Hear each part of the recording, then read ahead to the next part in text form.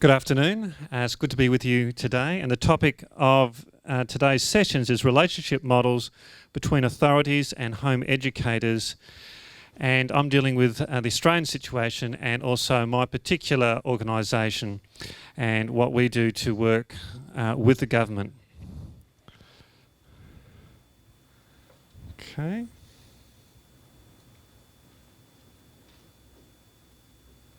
Technical issue.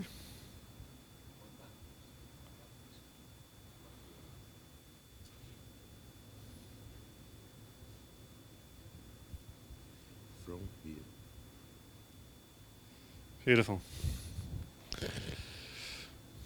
Now, my topic is how to help homeschooling parents prepare for visits by government officials. So in our country, we have, in most states of Australia, the government will send an official to meet with the home educating family to see whether they are complying with the local state curriculum or the national curriculum, depending which state you're in. Now, sometimes this will be in the family home, that'll be compulsory in New South Wales and also South Australia. In the state that I live in Western Australia, the homeschoolers can meet at a neutral venue. Homes education in Australia is legal, but we often have the situation where the individual bureaucrats exceed the authority that was actually given to them by the local regulations, and this is a constant cause of concern by the local homeschooling community. For example, our organisation has been threatened with thousands of dollars of fines because they say that we look too much like a school. So they've told us that we've got to ban the words or censor the words enrolment, graduation and semester report. So instead of at our awards ceremony, we can't say, here is your final graduation certificate. We can't call them that. We'll say it's here is your Year 12 homeschool Year 12 certificate. So it's a long-winded way of saying it, but they've actually censored these words. Apparently, these are unacceptable words for homeschoolers to use. So that's just an example of the attitudes of some of our bureaucrats.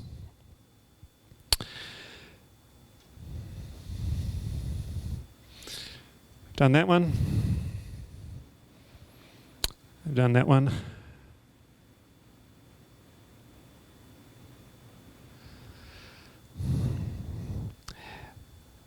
We have identified there's some major problems with having the through the registration process of officials coming in and meeting with the families. There's often an inconsistency between the officials. What one official says is okay, with another official they say, no, you can't do that. Secondly, some officials require a large amount of documentation to be provided. Others are okay with just people talking about what they're doing. Some may require a program for 8 different learning areas, from maths, English, science, social studies, design and technology, arts, health, physical education, and they want to see the program for virtually a weekly program in each separate subject. Imagine if you've got 5 children, for each program, each child, each year level, for each week of the year. So that's an enormous amount of documentation. And then they'll say, and when I come back in a year's time, I want to see folders of samples, and I want everything that's done, I want it to be date stamped. So we know that when the child did that. And I want you to complete records. So, and in fact, our legislation and regulations do not require the parents to do this. But this is what some of the officials are doing. So they say, well, it'll make my job a lot easier. Well, we're not actually here to make your job a lot easier. So that's some of the issues that we have. The other thing is that they'll say, make personal comments about, oh, I don't like that resource. On one occasion we've had, they shouldn't say that. It's not up to them to decide or what they, to offer these sort of personal comments. On other occasions they ask a student, well, Don't you find this boring? That's a leading question. A lawyer should know that you don't ask leading questions. So imagine if you went into the typical school and went into the classroom and said, how many of you find school boring? You know, you'd get a pretty... teachers wouldn't want you to ask that question, would they? So we have to... These are some of the issues that we have to deal with in Australia. Families report that the visit from the government official is the most stressful and the intimidating part of the homeschooling journey, is this official visit. They're unsettled for weeks leading up to the time of the visit, and some will actually give up because of a negative comment made by an official. So what do we do to help? And really that's the topic of this message. First of all, we build up a database on all the government officials in our particular area. We find out which ones are causing problems, which one require more information from the parents. Secondly, we offer to send one of our, what we call a parent mentor, to be with the homeschooling mum, usually, so that they are present there with them during the meeting. Now this gives them a lot of encouragement, moral support, and particularly if it's a single mum, she doesn't feel that we have a lot of single mums using our program, so they find this extremely comforting to have someone there. We find that a lot of the negativity towards our parents is simply because these officials have often been senior people in the education department and they're sort of become semi-retired. We have a lot of ex-principals. And they don't have much experience, especially when they first start out, they don't have much experience of homeschoolers. So we find that with our parent mentor who's there, they can sort of explain and prep our parents to demonstrate and show the official what's actually taking place in the home. Because sometimes the parents are doing some really good stuff, but they actually just don't know how to explain to this government official what all they're doing. It says, what are you doing in the area of physical education? Well, nothing really, but they are doing things. So it's important to not only educate the parent, but also to educate the officials as well.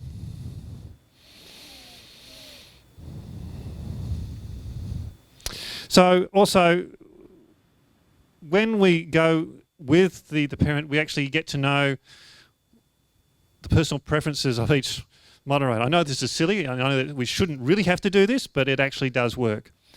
We find out what their personal preferences are, what they are looking for. And we provide templates to the parents and suggest to them and make suggestions how they can best present their program in the best possible light.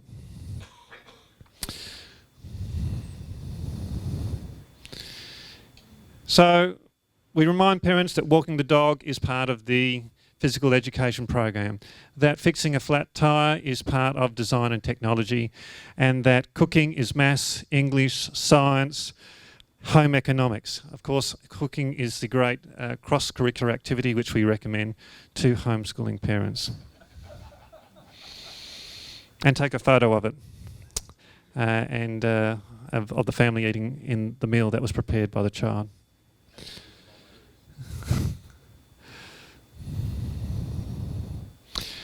The other thing we do is do diagnostic testing for every child that joins our program. This is extremely useful. When an official says, you know, I'm not really happy with the progress of your child. I think they should be much further advanced than where they are currently. And then the parent can show them the diagnostic tests that were done last week and said, well, actually, my child has been to a public school education for 9 years and he only started homeschooling last week. So any criticism of my child not doing very much, being at the right level, is actually a criticism of your own state education system. This usually leaves the official rather speechless. It's also useful to, if you have a child that is behind when they start, and as they're doing the program for a number of years, you can show, well, they were actually 4 years behind when they first started, and now 2 years later they're only 2 years behind. So they've actually made very good progress in that time. So diagnostic testing and keeping records of that is extremely useful.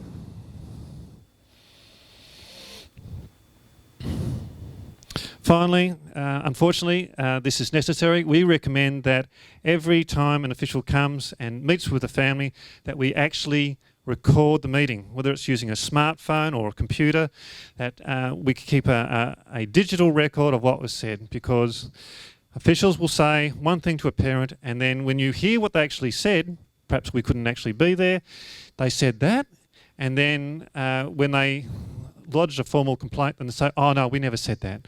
So having a recording is very useful, and it's probably polite to say that they were going to record it, depends on your country's laws, but we are allowed to record it if we're personally involved. So, in summary, I've turned it off. We've found that with support, parents are better prepared for meetings with your government officials. They're very comforted to know that there can be someone there with them. If they live a long way away, we can be there we can do a phone link up and phone support. We identify which officials are likely to cause problems, and then we find out what their preferences are and try to prepare our parents best for those particular officials, and also to educate them, to show them that the homeschooler is doing the right thing. And we give the parents confidence to know that they are doing a great job, and they don't need to spend 3 hours each day preparing documents and date stamping all the children's work, and giving them confidence to keep going, so that when the next registration visit is in a year's time, they won't be so intimidated. And that's what we do. Thank you very much. Thank you, Stuart. Our next presenter is Chandra Montgomery Nicol from the United States. She's an executive director of Clonlara School, which offers a global home education program to K-12 homeschoolers around the globe in 32 countries, and has offices in the US, Spain, Germany, Hungary, Portugal, Costa Rica, and Mozambique. Welcome, Chandra.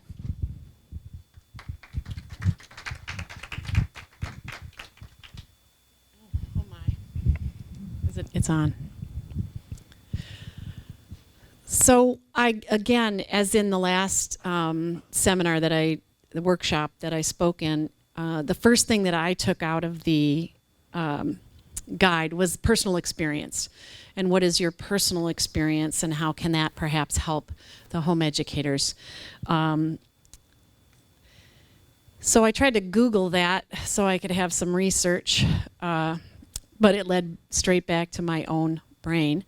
I wrote down a whole bunch of things that I thought about. How do I do what I do? How do I build the relationships that I do? And I guess the very first answer that came to me is I get out of bed every day. So for me, it's a very natural thing to approach other people. It's a very natural thing to be with people who don't share the same opinions, because not everybody does, and I like to be with everybody. But I can't help you learn to do that. So I thought I'd tell you some of the things that have made that possible for me. It's not just maybe a natural inborn talent, but things in my life led to me being maybe comfortable in more than one world. And the first thing was Clonlara School. It was a school that wasn't a school.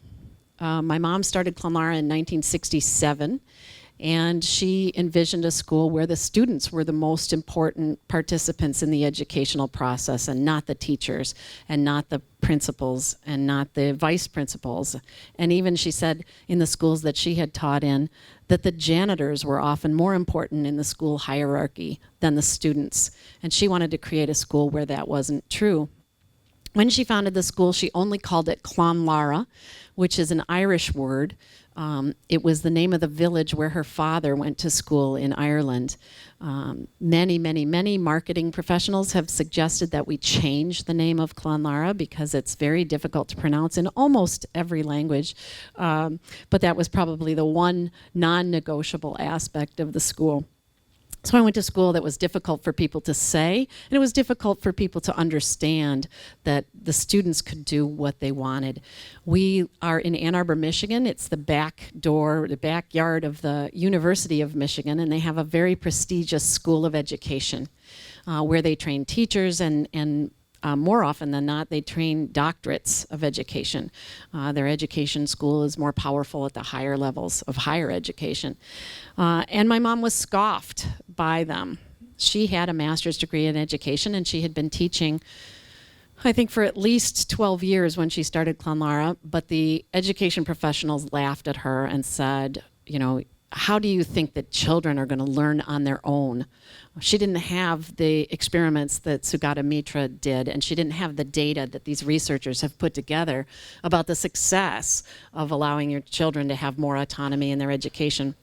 She only had the intuition, but she was scoffed by them and laughed at. But here we are 48 years later, and we still operate, and we're still part sometimes of the data and the research that we're showing that is a healthy and vibrant way to educate children.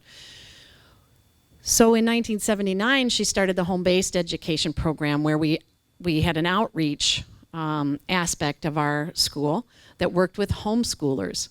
Well, could that really be a school? Would a real school recognized by a State Department of Education, recognized by the federal government, accredited, would they work with homeschoolers? You know, how can that be? That's two worlds. Home educators or those crazy people are not the ones that schools work with. But we did that since 1979.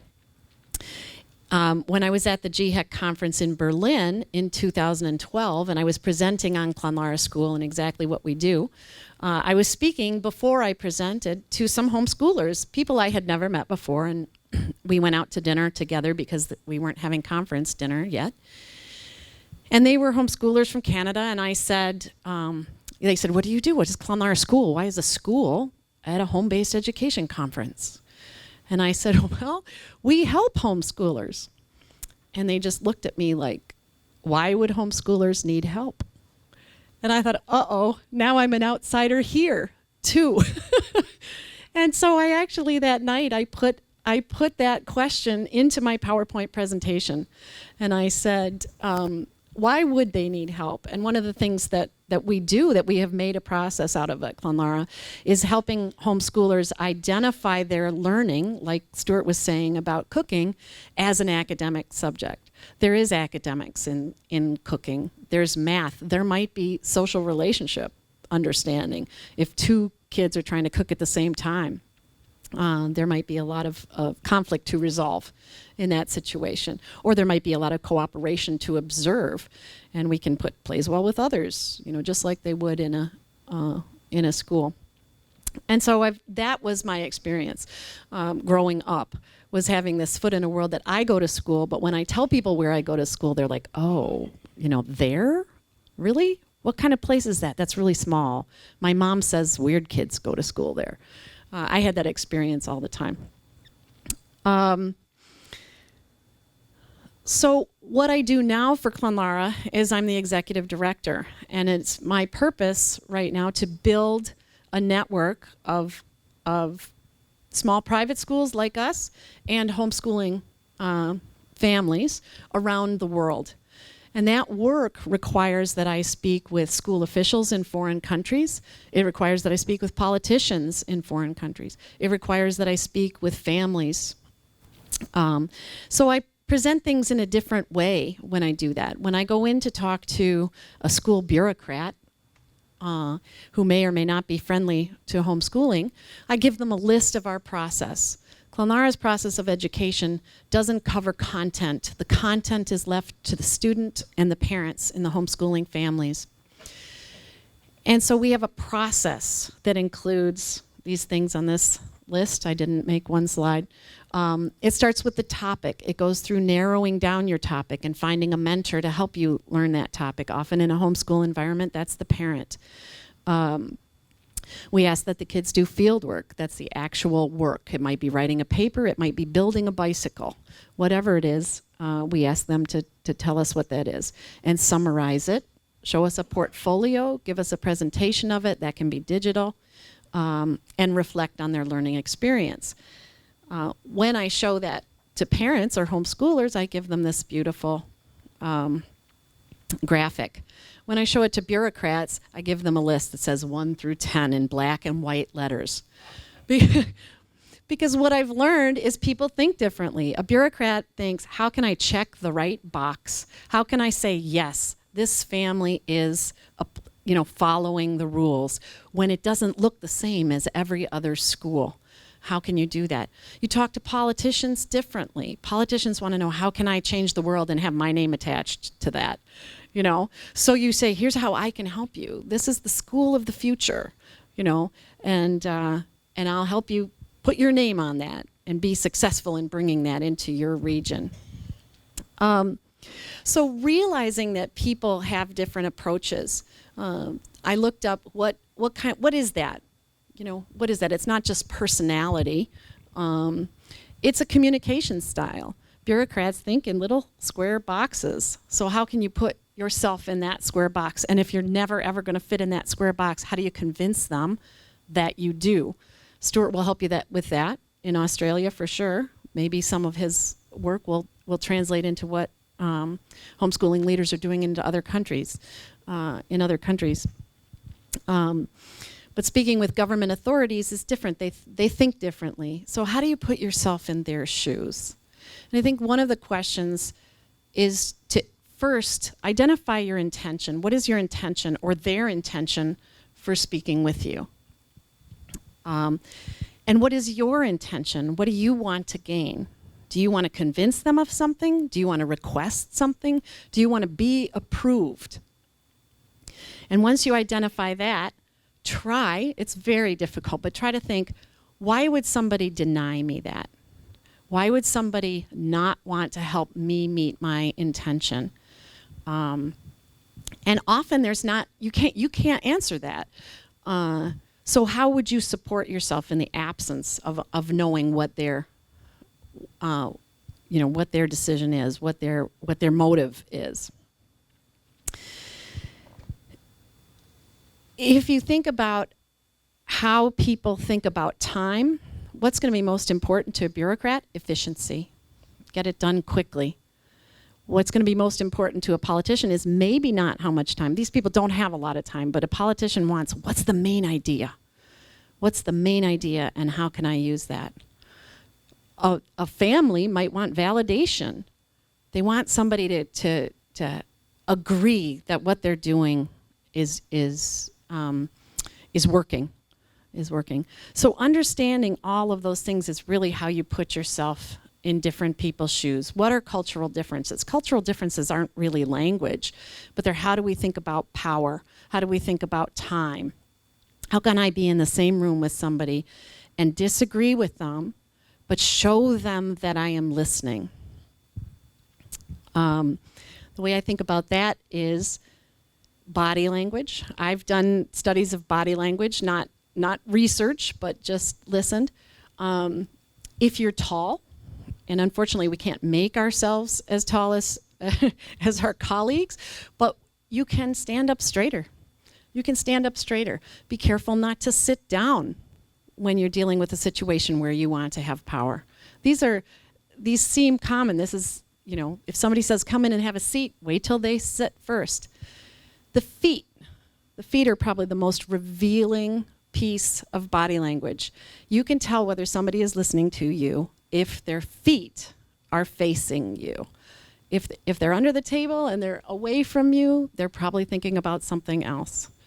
So there's interesting little things like that, differentials that you can look for. It's not always just language. The communication is in how you approach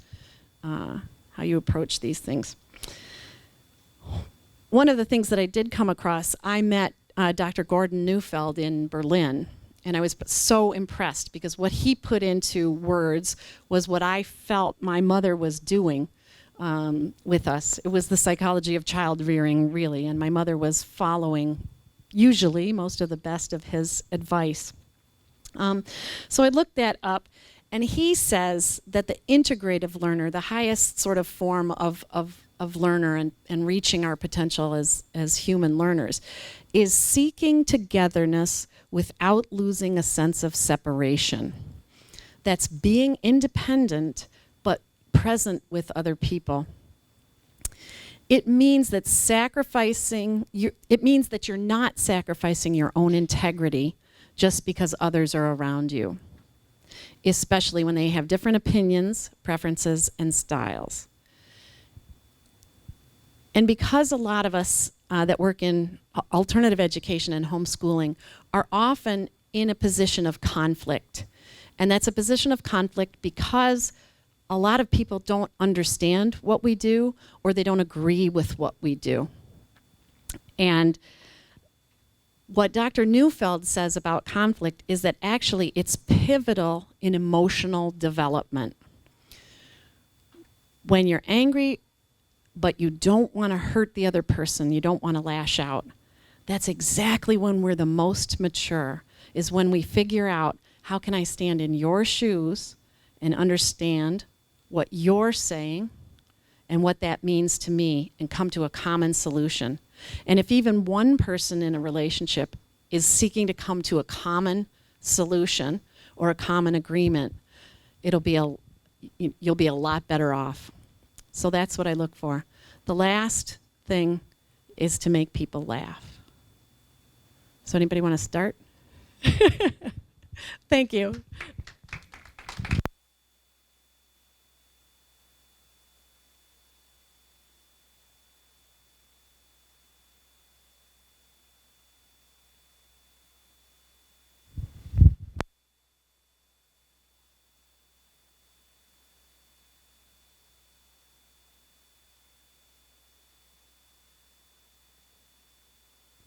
Okay. Oh, it's on.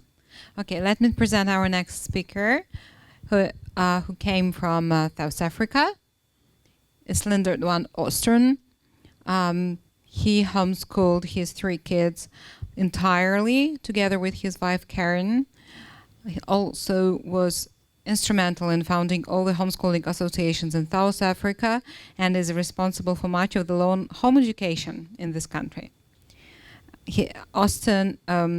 Leendert is a board member, as well as Stuart, presented the first. So welcome, Leendert.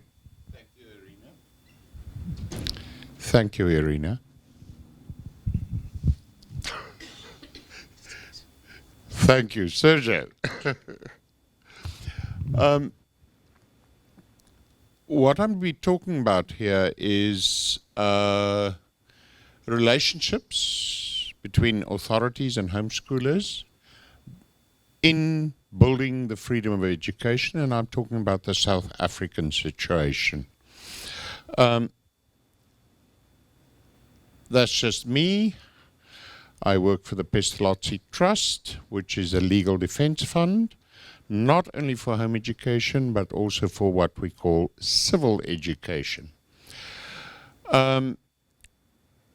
We're talking about relationship models, and you will notice that I have only 2 models that I refer to: an unconditional compliance model and a rule of law model.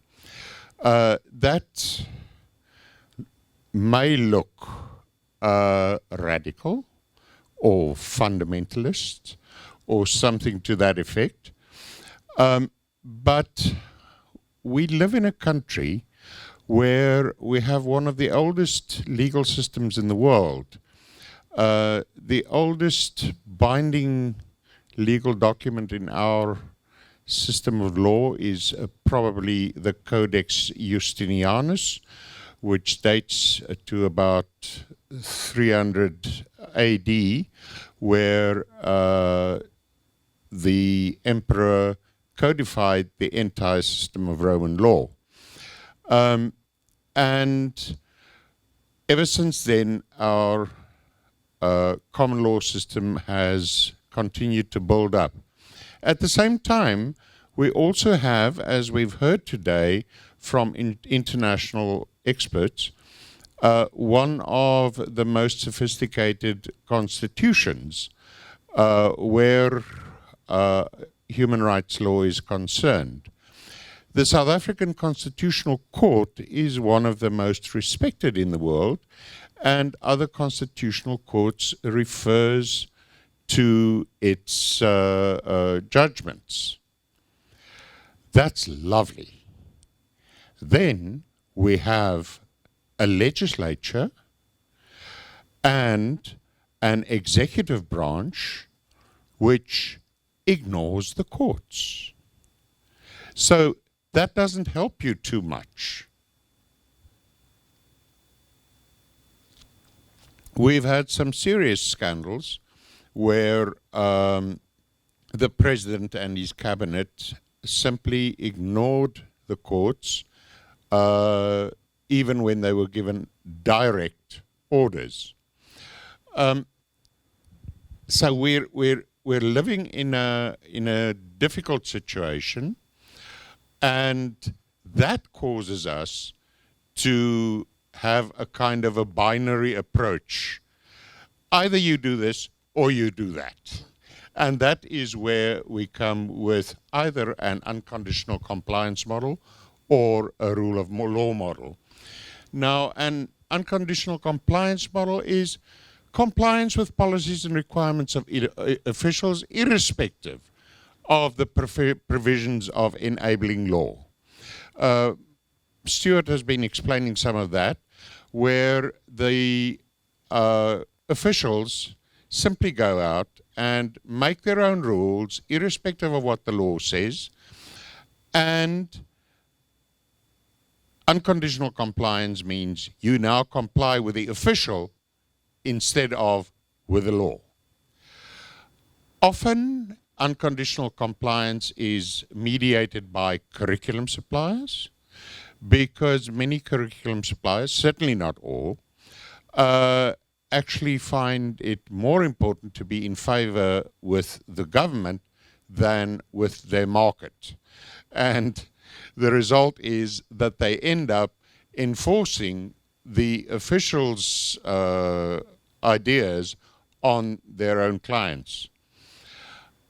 And of course, people preferring unconditional compliance often take the position of the high ground. We are legal.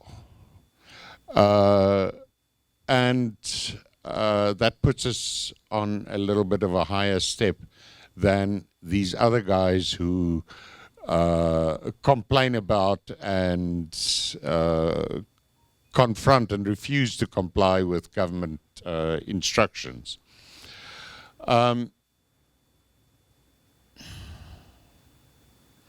Examples. Sorry, that should be 1999. The policy of 23rd of November 1999 is an extremely oppressive policy on home education, which was adopted by the education minister. And 2 years later, the Constitutional Court ruled that the law in terms of which this policy was issued did not empower the minister to issue binding policies. In other words, this policy was there, but it was not enforceable.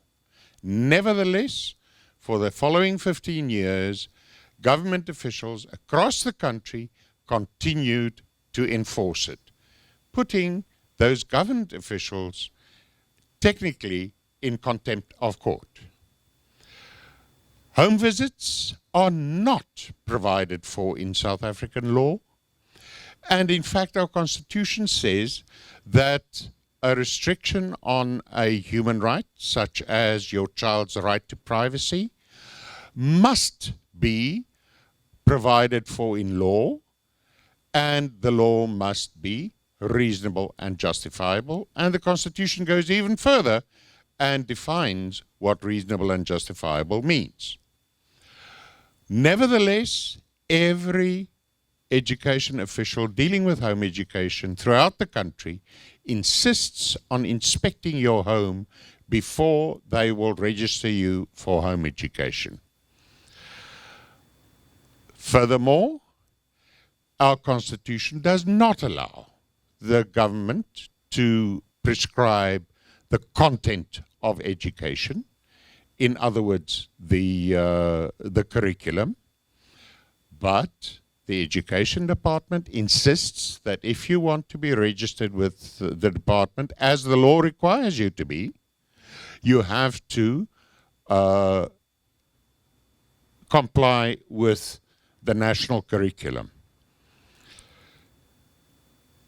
The opposite approach would be an approach guided by the principle of the rule of law and the supremacy of the Constitution. In other words, the Constitution is the highest law in the land, and our Constitution states that law or conduct that is inconsistent with the Constitution is invalid, and everyone is subject to the law. What this means is that if our parliament makes a law that is inconsistent with the Constitution, that law is invalid and binds no one, which means you can simply ignore it. If a province were to issue regulations or provincial laws, or if an official would make demands that are inconsistent with the Constitution, those laws and those demands are invalid, not binding, and you are perfectly free to ignore it. There are people who think that if a law or an action is inconsistent with the Constitution, you have to wait for a court to set it aside, and only then does it become non-binding. That's not true. A non-binding provision is invalid ab initio, from the very beginning. The court only confirms later on that this law or this action has been invalid. Our Bill of Rights applies to all law and binds the legislature, the executive, the judiciary, and all organs of state, including officials who come and want to come into your home and prescribe your home education. No, I've done the wrong thing. Sorry, I must just check whether I haven't skipped one there in the process. And the implications of following a policy based on rule of law is that relations with officials must be based on the law, not on good and positive feelings, on convenience, or mutual understandings outside of the law. One education official in the National Department actually explained this to me herself. She said homeschoolers should remember they are in relationship with a policy, not with officials. The thing is, we've seen it many times. You build up good relationships with an official over years, and the next day he walks in front of a bus, or he's promoted into a different department, or anything like that, and you start all over again. So what is a good official?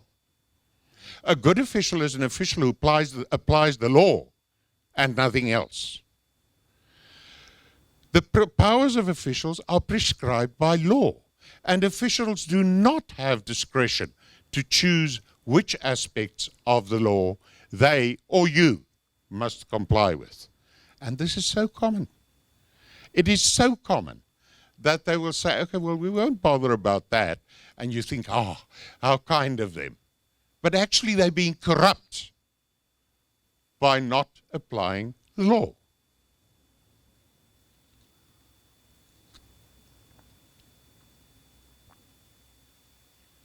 So what is a bad official?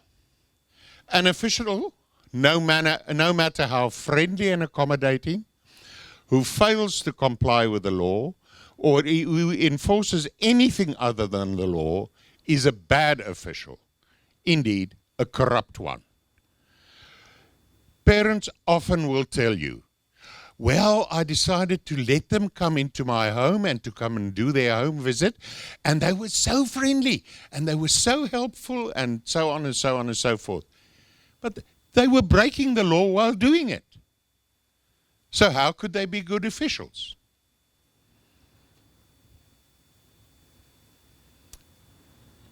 Any relationship between homeschoolers and authorities must be based on the rule of law. Any other relationship is doomed in the end. Whether you do it with good feelings, mutual respect, or not, if it's not based on the rule of law, in the end, it will be doomed. The result of all this is that in South Africa, 98% of the homeschoolers are outlaw educators. That does not mean that they're illegal. Government will tell you they're illegal. The officials will tell you that they're illegal. But in fact, they are lawfully not complying with what government requires of them. It's a process of lawful non-compliance because we comply with the law, not with the demands of the officials unless they also comply with the law. Thank you, Irina. Sorry. Thank you, Leendert. Thanks a lot.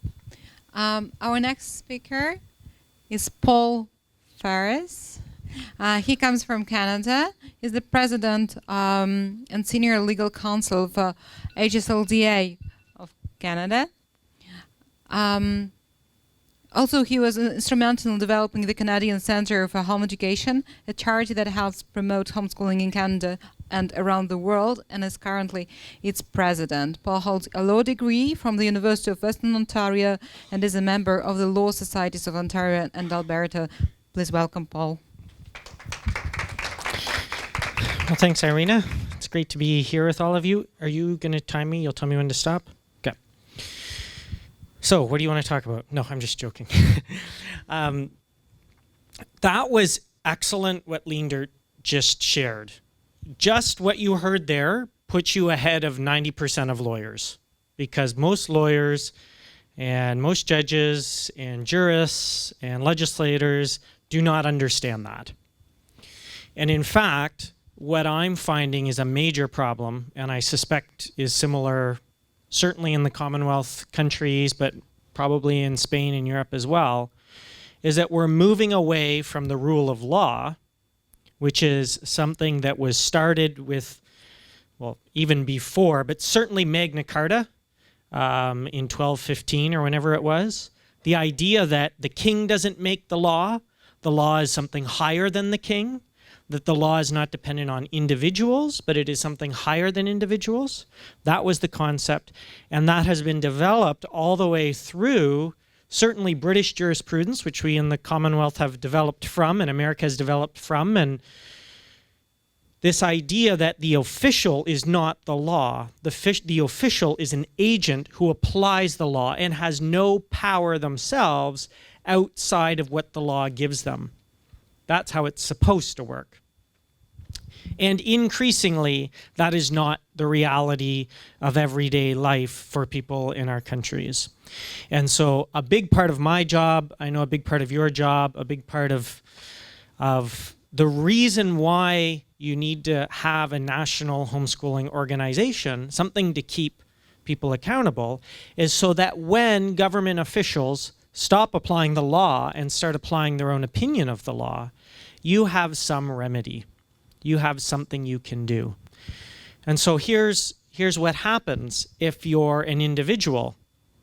You read in the law something like, I'll give you an example from Ontario, which is one of the jurisdictions in Canada.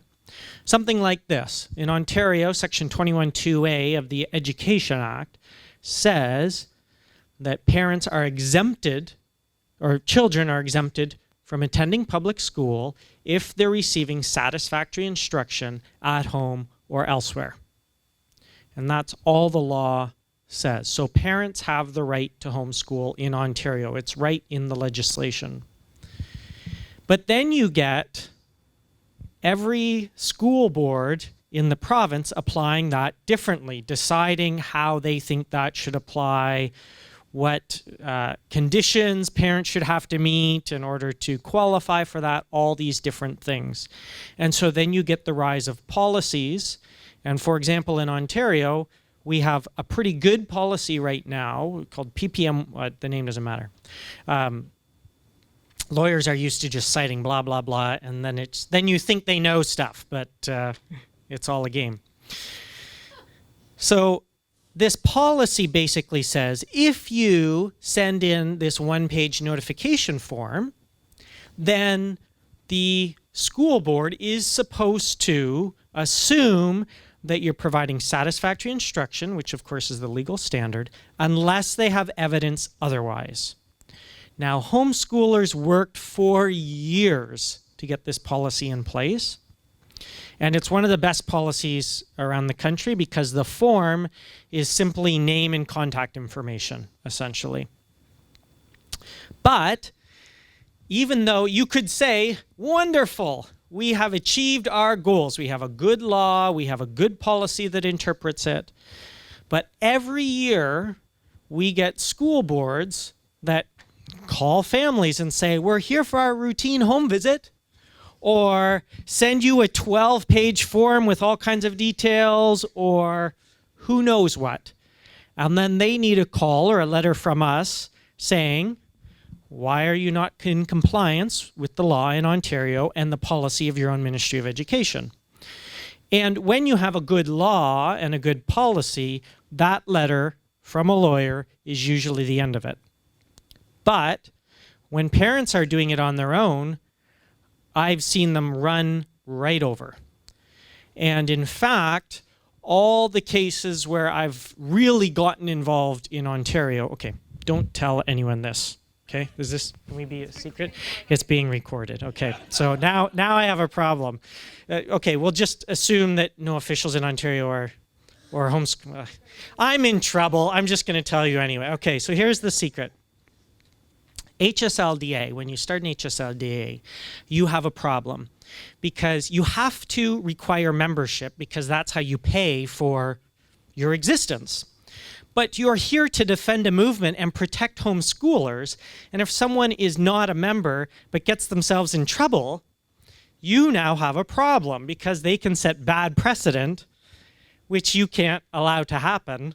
But if you defend them, then why would anyone join, and then you don't exist anymore and you can't defend the movement? Leendert, I'm sure you have no idea what I'm talking about. You understand too. So I have gotten involved in these things, and there's a whole procedure, but all the cases where I've really had to fight about this have been people who weren't members, tried to do it themselves, knew the law, knew the policy, got run right over by school officials, eventually come to us. Sometimes they had lawyers who didn't know the policy and the law or how to apply it, still got run right over, or the lawyer uses the wrong procedure or makes a mess in some way, and eventually they come to us, and then we have to fix it. Then it's a lot more work and a lot more problems, but we usually are able to fix it. So that's kind of how it works out in practice in a lot of different ways. So what I have found is in this world of relationship models, you have to have two components, or maybe you don't have to, but it works most effectively if you have two components to it. One is you must be ready to fight, and you must be ready for a death match. That's maybe overstating it, but not really. You have to be willing to put it all. I run an organization. Budgets matter. You have to pay for things at the end of the day. And court cases are very expensive. But you have to be willing to put it all on the line to defend one family, because at the end of the day, all of our rights come down to one family at a time. And so, the problem is every time you go in front of a judge, you do not know, no one knows what a judge is going to say. Any lawyer who tells you they know what the judge is going to say, don't hire that lawyer because they don't have a clue what they're talking about, okay? Unless they're bribing the judge, and then you have a bigger problem. So you don't know what the court's going to say, and yet you have to be willing to fight. That's on the one hand. But on the other hand, that should not be your first resort. Your first resort needs to be that you build relationships with as many of the key people as possible. And you really mediate. So if I try to, and this is a resource issue as well, I try to find all the key people in all the provinces and build relationships with them. And this is where, in at least the Canadian model, it's so valuable and so important that we have a national organization because we can bring the expertise, but also have provincial organizations because homeschooling education is regulated at a provincial level. And so there are provincial associations. They're all made up of volunteers, but they're in the province and they have the ability to also build relationships with key officials and with different people in different situations. So they build relationships, I build relationships. We do a few things. We help them see that homeschoolers are normal. At least 50% of the issue is showing them a normal homeschooling family because they have some idea in their mind of some weirdo, cultish, hipster who lives in the woods and locks their kids in cages, and is doing who knows what with them, never lets their kids out of the cage, never lets them see other children, and their kids grow up to be illiterate. They have these weird ideas in their mind. So just letting them see a normal family and the things that normal homeschoolers do and realizing that it works goes a long way. You can then show them the research. You can help them see that we're not anarchists who want to destroy the country or lead a revolution or anything else. We're just regular citizens who love our children and want the best for them and want to educate them well. And in that, we have the same goals as them, to find the common ground, that we want to see children well educated and that we can work together to achieve that goal. Now, some will see your existence as a threat to their existence. But in my experience, most don't. Most are more on the ignorance of homeschooling side. And so you can help them to see how there's common ground and find ways to work together. And there's lots of provinces where if a problem comes up, either I call them or they call me. That's the first thing that happens. We call each other. It doesn't mean we'll agree. We still may end up fighting about the issue, but at least you have that chance. And many of the problems can be solved at that point.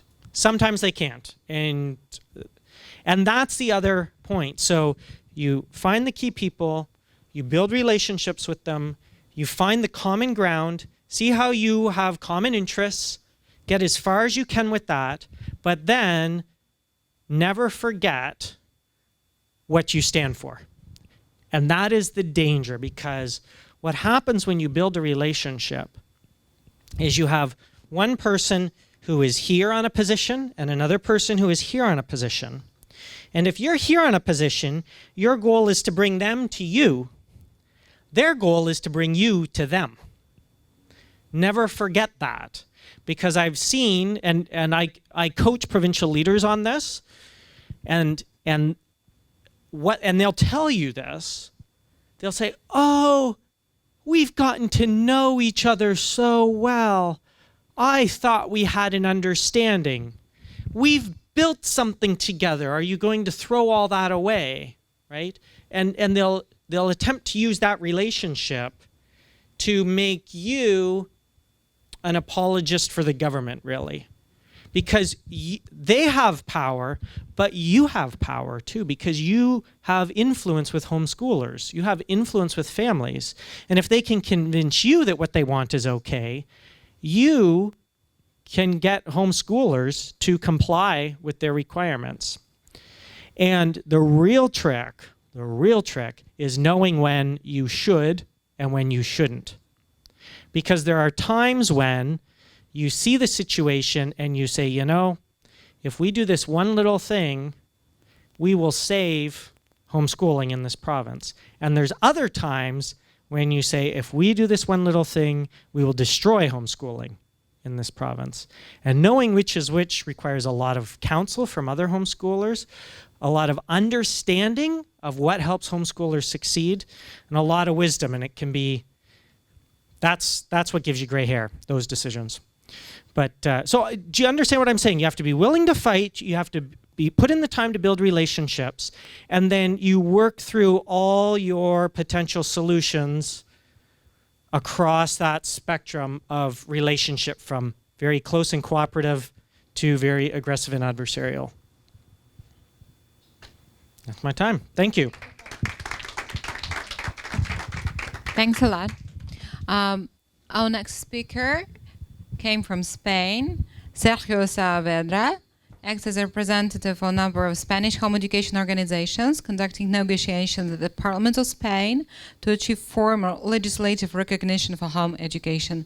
Sergio works as a land registrar for the Department of Justice, holds degrees in law, journalism, and political and education sciences. He's also a board member as well as Paul. Welcome, Sergio. Thank you, Rina. Thank you, audience. I'm going to be really quick because I have to speak fast, because you won't imagine how hard it is for me to summarize the 400 pages work about the models of relationships in between, in between the homeschoolers and organizations and the authorities. And this is only, 10 minutes? That was a joke. I would never write anything 400 pages long, apart from, you were like, is that right? Apart from maybe lyrics of songs or something like that. But I'll be quick and short for 3 reasons. First, because I think if I speak too long, you all will fall asleep, because it's really, I don't know if you realize, I'm the last speaker of a 5 days event. Yes, when I said last, you were like, whoa. Okay, so and most of all, me myself, I will fall asleep speaking. Would be even worse. Okay, and second reason is because all I know about homeschooling, I think I can, I give some material to speak about 35 to maybe 40 minutes, and this is the seventh lecture. I don't know why I have to give. So no, I don't really have more things to say that I already said. And the third reason is this is a sensitive matter for me, because the way of the relationships between the different organizations in Spain and in Europe works. And also because of the relationships in between the people that govern and that are, head of these organizations. And I bought a powerful tool that will help me explain these relationships, and that I will use later. Okay. Okay. I'm just going to maybe state the problems, and to my point of view, and also I think it's better that I just state the problems, not go very deeply into those.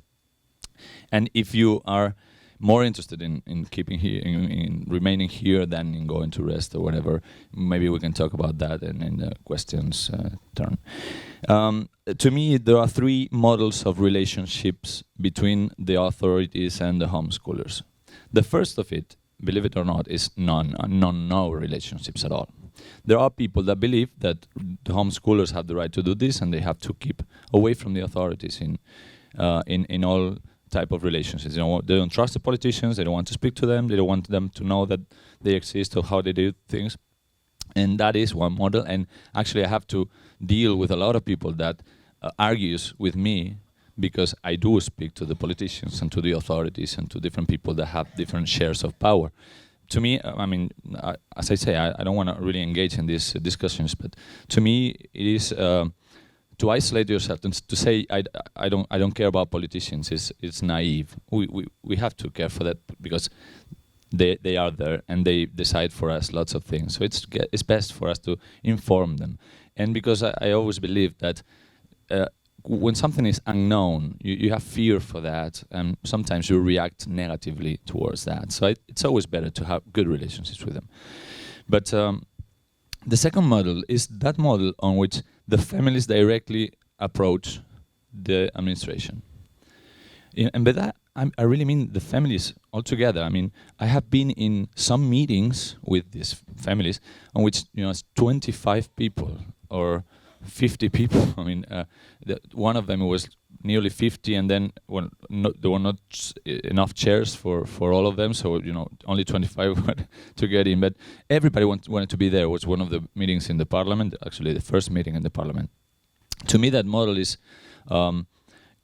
it has positive things and negative things. When families directly approach the politicians, they show the human value of their stories. They show something that the politicians really appreciate. And sometimes they make change because of that. The negative aspect of that is that when there's too many people going, and sometimes when they approach the politicians with the very problems of the families, sometimes the message gets lost. I mean, sometimes the families present problems that are very particular, and that politicians may want to solve it but can't, or sometimes they just don't feel that they are going to make a change on those problems. No? The third model, it has at the same time positive aspects and negative aspects, and it's of course that model in which the associations or whoever designs representatives to go and speak to the authorities and the politicians or whoever you need to speak to. Of course, it's a backside. It's like heads and nails. They usually are more objective, and in that way, it's easier to communicate a message. Sometimes these representatives are more skilled, and they have time to prepare the meeting, and then they achieve better results. But at the same time, they don't show this other aspect, the human aspect, the very personal aspect of the problem. So I guess it's good to have both, have them into consideration. When you choose representatives, and this is the three problems I want to just state, when you choose representation, the main problem is deciding different things, and those things are going to give you what I call legitimacy. I don't even know if that word exists in English, but legitimates your message and legitimates what you do. And for that, you have to decide first who you are, secondly, what you want to achieve, and thirdly, how do you want to achieve that result. By who you are, I mean that you have to decide who you are when you go and speak to the politicians, meaning I can go, Sergio, myself, if I go and speak to a politician, I cannot say I represent the families at homeschool. Okay? If I am a member of an association and the association says, okay, go and speak to the politician, and they say you can say this, you can say this other thing, you can go and say, I represent this association of families that homeschool. But if you want to achieve a global result, normally you have to obtain representation and legitimacy from lots of organizations and lots of collectives that do homeschooling in this case. No? This is a huge problem when like in Spain, you have different associations, because everything turns into those associations deciding different representatives that have to go together, different messages, different objectives that they want to state with, and different limits to what you can do, you cannot do, you can offer, or you cannot offer. So it's also, as I say, it's a problem. It doesn't have an easy solution. But you really have to understand that sometimes that legitimacy, it's not necessarily it is these limits that the associations and the people that tell you to represent them, those limits that they put, not sometimes they are not valid, because the politicians sometimes they do whatever they do, and you're to blame for that, even if you have complied with those limits or you have presented them in a very clear way. Thirdly, you have the problem of information.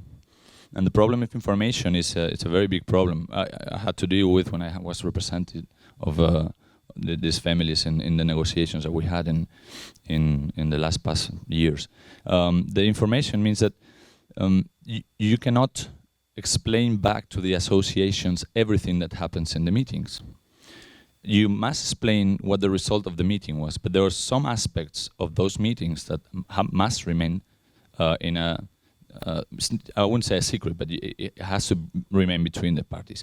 Otherwise, you lose confidence. You lose this trust that they have put on you. Sometimes they say things like, "This party is willing to do this. Our strategy is this other one." So if you go back to your association and they start saying this in the forums for some reason and criticizing this, you can be in trouble in the next meeting by saying that. And some other times they say, okay, our strategy is going to be this one, but we will achieve this in 3 months' time, because for now, if we say this other party is going to be upset at us. So then if you make decisions with this information without telling the association, are you legitimized by that? I mean, are you really representing the association? I mean, it's very complicated to deal with. It's complicated both who you are, or all who you are, what you want, and how to get it.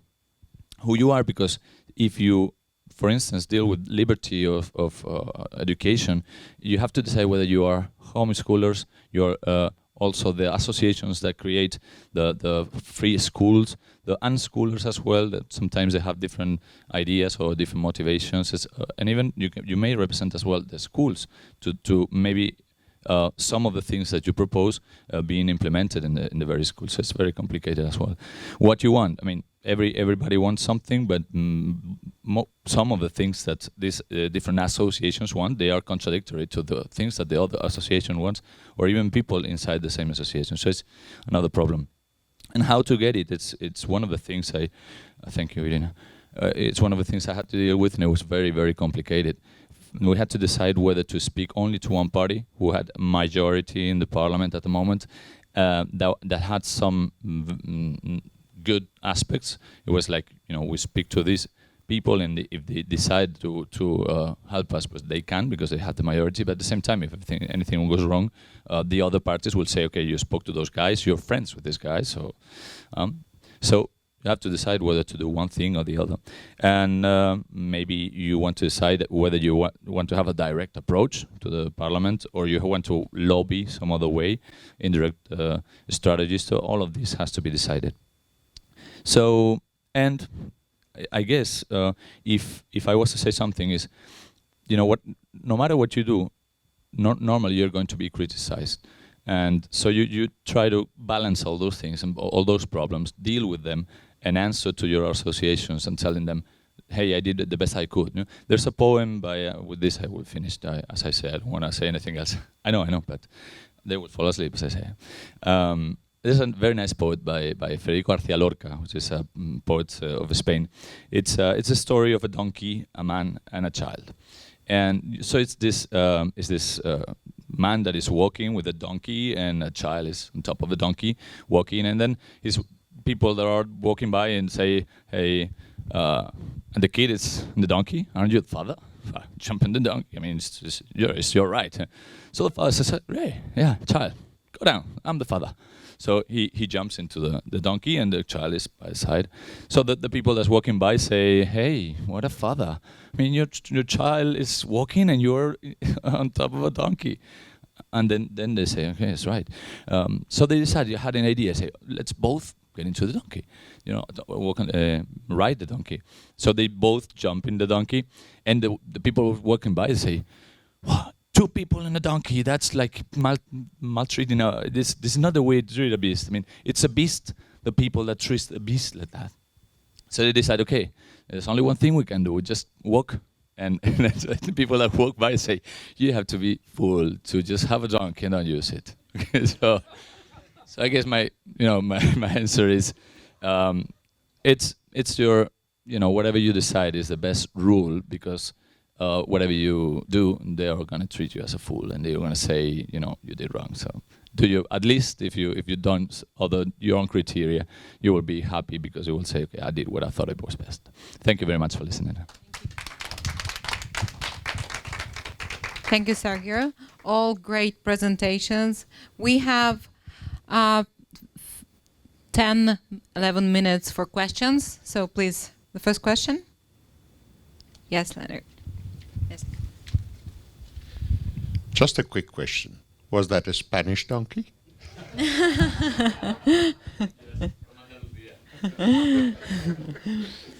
Okay. Any other questions? I have a question for you, Leendert, and that is, what percentage of the authorities or officials in South Africa are good officials?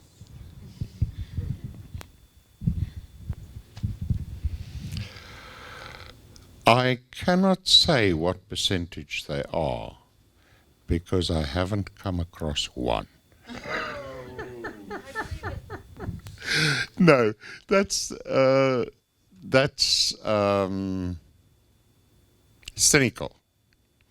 But the problem is that, and there was an interesting study done in the US, that the one thing that officials have in common that deal with home education is that they lack knowledge about home education, which they're supposed to apply the law to, and they lack knowledge about the law that they're supposed to apply to home education. Now, that's in the USA. We've confirmed that in South Africa as well. Now, that makes these people bad officials, whether they are maliciously motivated or not. You follow? So, and the other thing is, in the field of public law, there is a lot of research on the origins of human rights infringements. And the most common cause of human rights infringements is officials who do not know the law that they are supposed to be administering. Thank you, Leendert. Next question.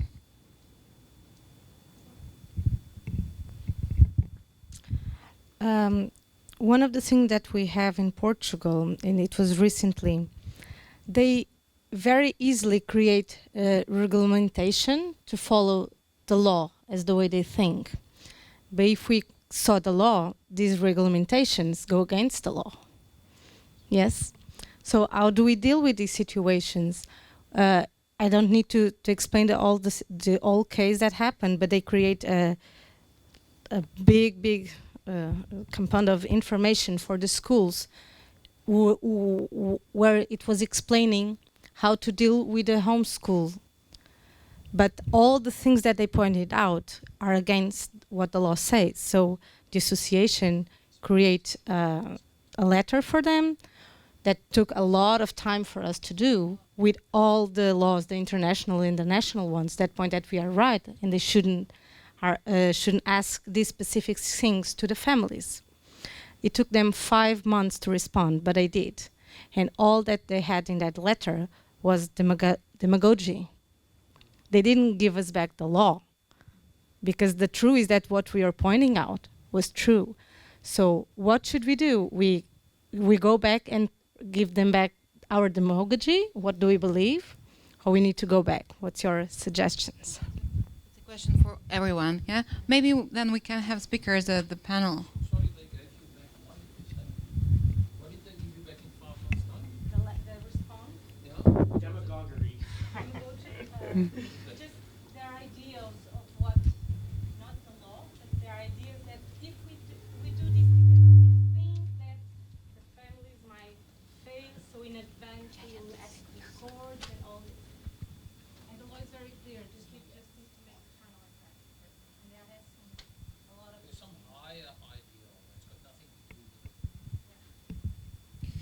So I think Leendert has said this before.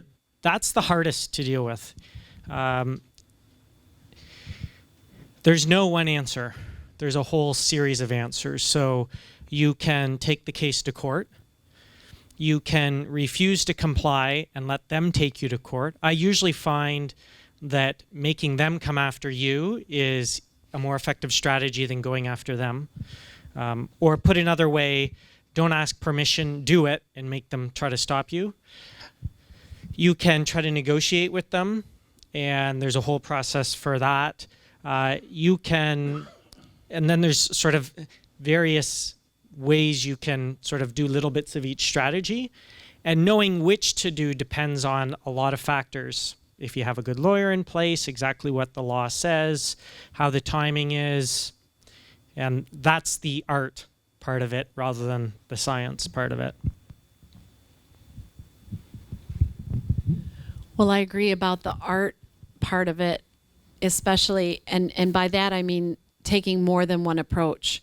So, you know, whether you wait to file a lawsuit or you wait for them to go against you, take some sort of legal action against you, that's for the lawyers. But there's also contacting your politicians and find people that know them. Somebody in an organization of homeschoolers knows a politician. The politicians don't enforce the laws. You're talking to the people who enforce the laws, and they decide how they're going to enforce the laws. And so to find a politician who's responsible for making the laws that can maybe reevaluate it or build relationships everywhere, so that people are talking, you know, about it in many different areas is my suggestion. I think what's important here is what is the effect of such unlawful regulations? Are they to the detriment of the best interests of the children involved? In other words, if you apply them, are the children and their education going to suffer? If that is the case at all, then I cannot see how one can comply with those regulations. And one is really bound morally as well as in terms of international law, I should think, to follow a policy of non-compliance, while at the same time addressing the issue politically through the legislators and the executive.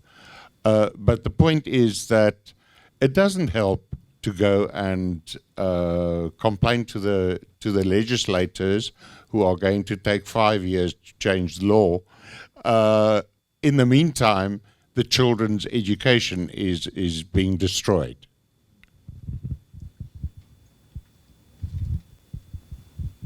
Thank you. Other question? We have time for one more question. Yes, please.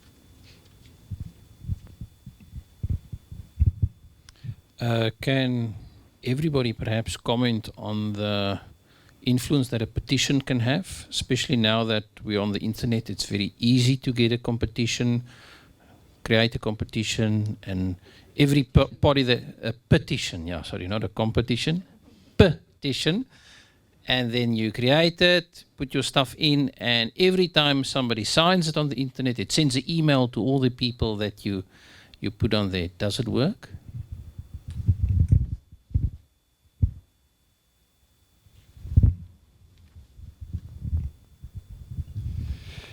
If you recall my talk on New South Wales in the earlier session this morning, the situation was so bad that there was a 600% increase in refusals for registration, that they started up a petition, and it became a national petition, and 10,000 signatures were gathered, and they submitted it to the New South Wales Parliament, and they didn't have to accept it, but they did, and they did actually conduct a parliamentary inquiry, which was televised over about 5 days. So I do give them credit for that, even though they didn't really, they heard, but they didn't really listen. Well, in Spain, there's no. Well, I don't think there's any petition being issued. I don't know. Maybe there is. I can't. In a consult, I can't really answer the question of if it works or if it doesn't work. I am inclined to say that a petition always works, because if you gather people to follow your idea and the politicians perceive that that feeling, it's good. You know, one of the problems that we have when we speak to the politicians is that they don't feel the urgency to regulate on us, because I can only say that we represent 300 families, and in Catalonia they can say about 50. So is it a problem of 350 people in Spain? It is not. Then the petition shows that it's not. There's a lot of people concerned with freedom of education and so on. So that would definitely help if the politicians would understand that even though not a lot of people are associated, the problem exists in Spain, and their decision will affect many more people than just 350, for instance. It has some value, not a lot compared to some other things. But what you're really talking about is political engagement of your members. And here's what I've found. This is in Canada. It's going to apply to varying degrees in every country.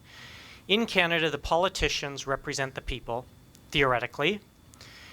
In Canada, the politicians are in charge of the bureaucrats, theoretically.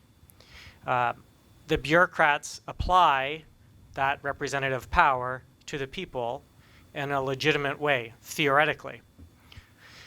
Usually it doesn't work that way. Usually what happens is the politicians get elected and worry about getting elected. The bureaucrats run whatever department they're running without, they talk to the politicians as little as possible to make the politicians feel validated, and then they go off and do whatever they want.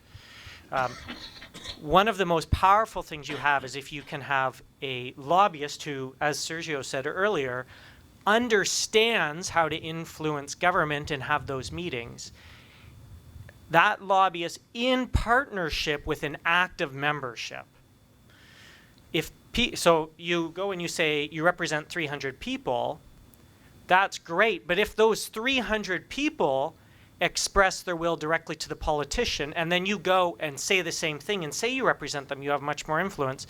Here's an example. I called a minister of education in a particular province, and I won't give you the details because I don't want to out people, and refused to talk to me.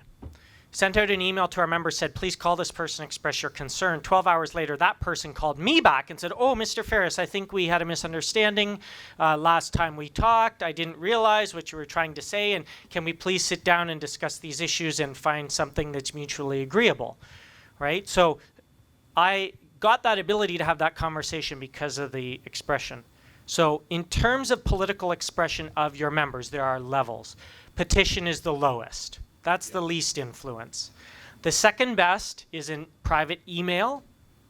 The more the email is written in their own words, the more effective it is. If they use a template, it's less effective than if they use their own words, because it means they were told to say that. Then above an email is a phone call or a letter. Way more effective. And the best thing is a meeting. If they ask for a meeting with their official representative, go to the meeting and intelligently represent what they want. Very influential. So 300 people signing a petition, not of much value.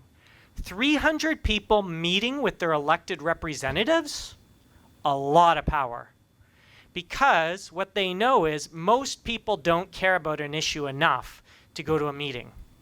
And they know that only maybe 1%, maybe a tenth of 1% of people who care enough will actually go to a meeting.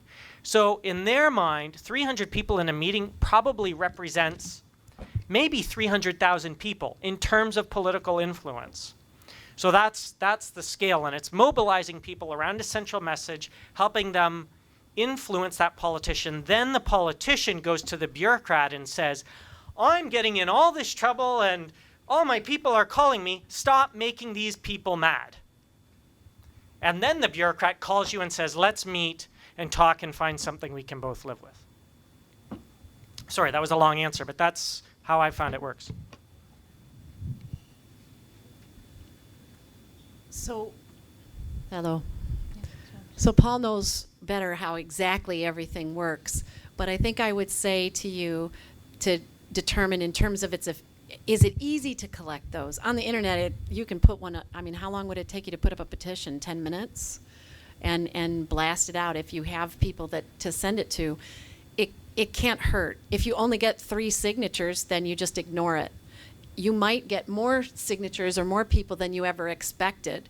It might lead you to more people that you can take to those meetings. And even if it doesn't do that, if it's easy to do, you would have it in your back pocket for another time. It may come in handy at a later negotiation, and you could think, I can either get it back in touch with those people or I can pull out that information now. So weigh that against how hard would it be, or am I violating some other sense of privacy to try to use those signatures? And I would do it. That's what I would do. I agree with what Paul said. A petition is one way and is part of your total strategy of engaging the powers that be. And yes, I agree with Paul, it is the lowest level and it is the least effective. But it does have another function. Petitions tend to spread information and to spread awareness and sensitivity. And that is what politicians are afraid of, is that large numbers of people are seeing what they're doing. You hear what I'm saying? But that's why I'm saying it's only part of it. A next level is the personal message. But generally I start with the personal message because most people are not going to do it. It's just too much trouble. But you first harvest as many personal messages as you can. Then you institute a petition to gather those that were too lazy to write a letter. At the next level, you have a telephone campaign. And then, as Paul says, of course, one can also take to the streets and march with banners. Homeschoolers aren't very good at that, but we have done it in South Africa, as Boa very well knows. I would also say to Sergio, the fact that you're small in numbers in Spain doesn't mean that you're small in numbers. In 1995, there were 50 homeschooling families in South Africa, we think. We were being, just as now, we were being ignored by government, despite all the inputs we made in order to get a provision in the South African Schools Act for home education. Then HSLDA came in with a letter writing campaign to the South African ambassador in Washington. And there were thousands of American homeschooling families who wrote to the South African ambassador in Washington explaining to him what home education meant to their family and explaining to him that South Africa could not really be considered an open democratic society if they did not provide for home education. Now, that won't work at this stage because the South African government at this stage will simply wipe that off the table. But in those days, it was just after the constitutional change, and they were still expecting huge grants in billions of dollars from America. So American public opinion was important to them. What I am saying is that under some circumstances, your numbers where you are not so important. But we've had several different initiatives, including Romania, Bulgaria, where when the international homeschooling community came in large numbers, and it did influence the lawmakers and the policymakers. Thank you. So our session is over. Thank you very much, dear speakers. Now I have a short announcement to make.